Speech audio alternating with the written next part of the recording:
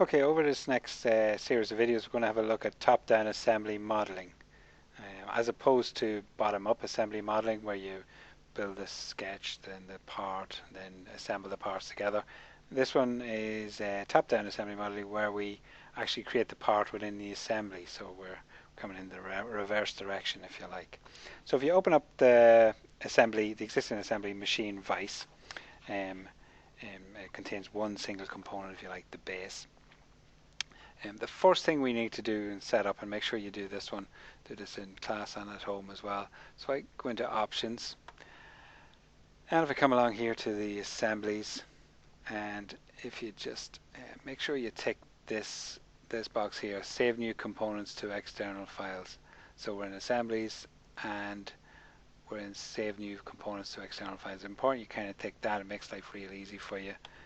So make sure you do that setup before you go any further with this particular example.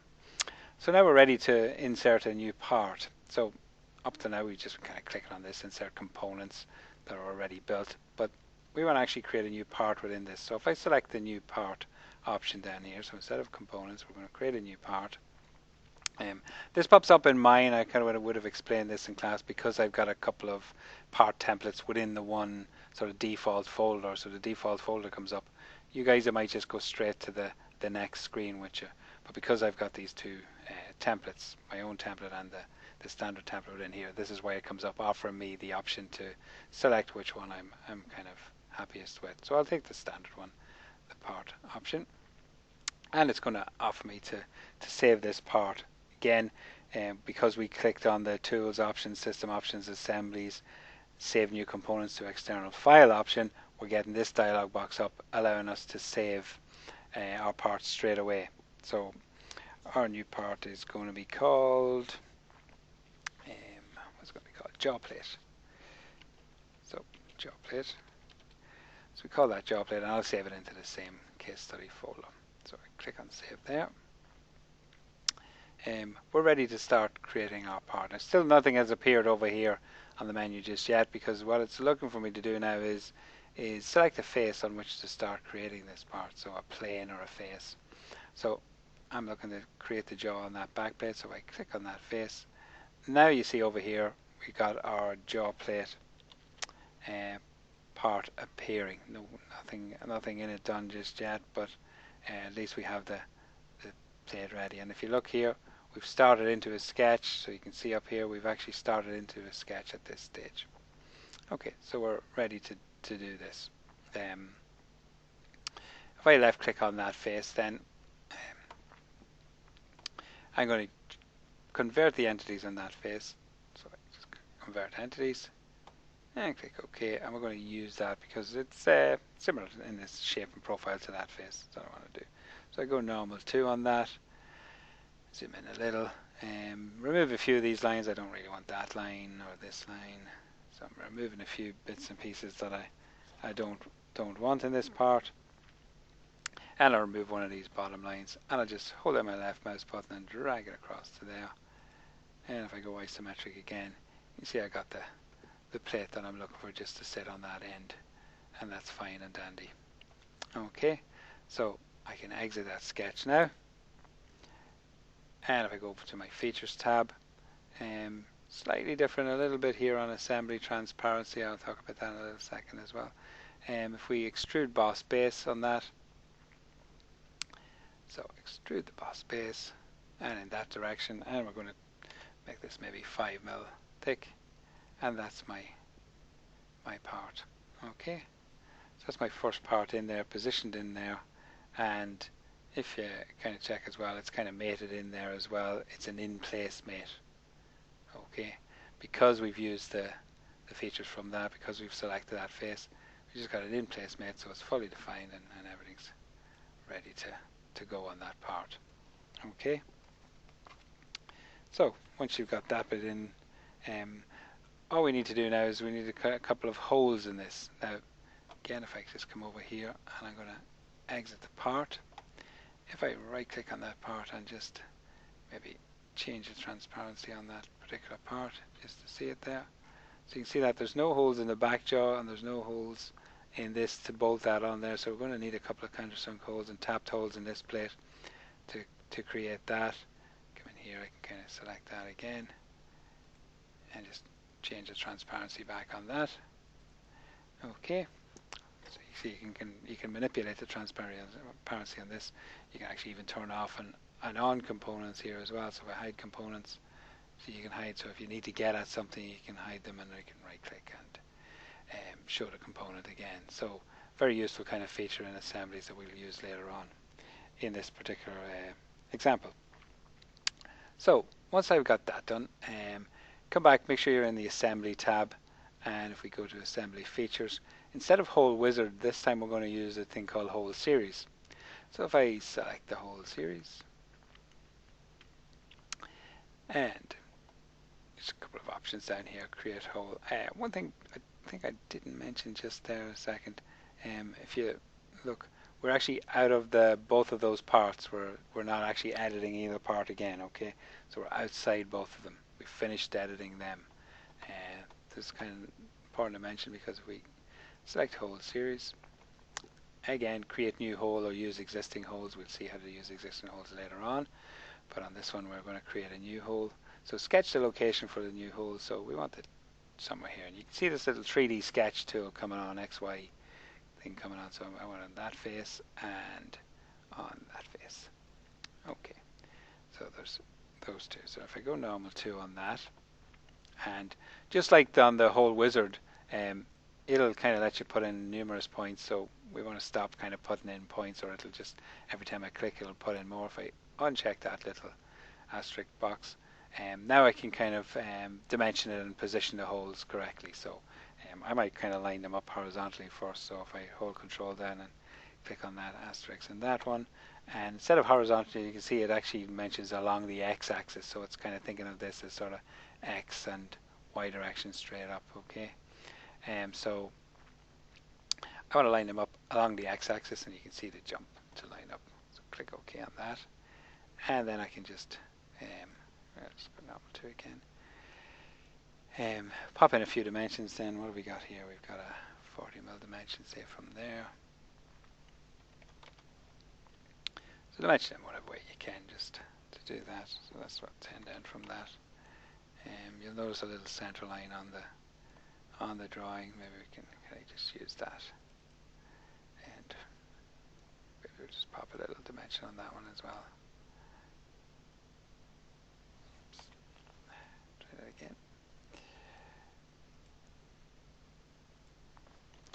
So we make that 20. Yeah, just reposition those a little so we can see better.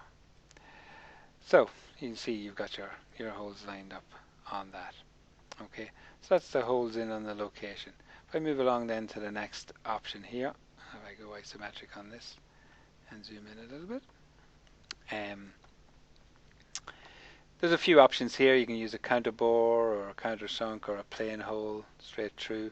You can see this is, because I've done this in class already, it selected the countersink option for me, and the metric and metric is already selected, but you can see you can choose various standards in there and various styles of countersunk holes. So it's an M5, all this kind of done for me because, like I say, it's done in class. We'll accept the standard sizing, but you could come in and customize this if you wanted a little more clearance somewhere. Say on the hole, you wanted more clearance, a little less clearance, you can kind of come in and change that, modify that. Popping on to the next one, this is really kind of if you've got an intermediate plate, so 1, 2, 3 plates if you like. This will auto size the holes along the way, so or you can come in and actually change the clearance sizes on them if you wish. But just make sure you have that checked, auto size based on start hole.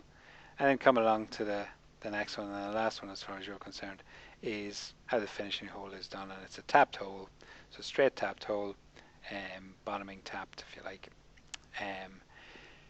Size is M5, and then the end condition, so it's blind, and actually this is changed to 10mm as far as I'm aware. And you can see, so the actual drill hole is 10 deep, but the tapped hole, because you won't tap down to the very bottom, is 9.2 deep, the thread. Now, on these three here, just be careful of these. I kind of mentioned it in class as well, but depending on which one you use, whether you use this one or this one, you're going to get a different mass properties. Obviously enough, this takes more of a chunk out of your material. Now they each represent the same thing, so technically it doesn't matter which one you pick. It's really down to sort of preference. I tend to choose this one here, remove thread, as opposed to this one. This one kind of leaves a little blue. You can try them all out yourself. This one leaves a little blue circle after the fact, and it's a little bit irritating. So I tend not to use that one. I think that one is actually the default, but I do tend to kind of switch to this one.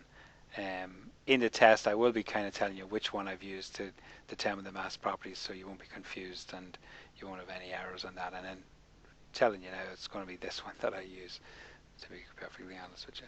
So you'll notice that on mine I've got a little option to actually insert the little fasteners as well, place fasteners in if you want. So you can place the screws in at this stage if you want. And if you don't have that option, we're going to see how to kind of place them after the fact as well. But I'm not sure you guys have that option at home. So we'll leave it at that, and we'll kind of stop there and click OK then on that. And if you look then, I've got my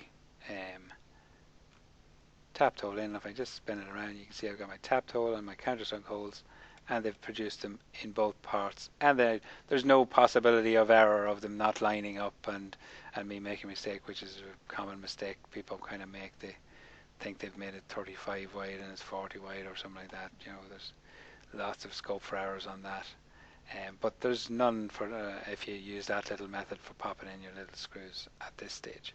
Now you'll notice as well, I'm just popping in here to sketch number 3, because you can actually see the little grey spots, and that's irritating. So I'm going to just right click on that and click on the hide command, and that's that. Go isometric. That's that part finished with countersunk holes, and it's got the tapped holes in it.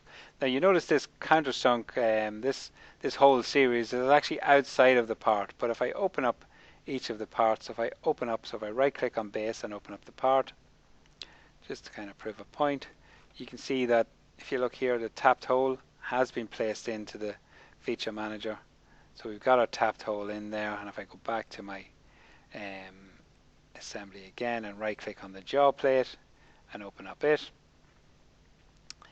and you see it kind of gives a little bit of a screen error on that, so I'm going to close that down and I'll open it up again normally.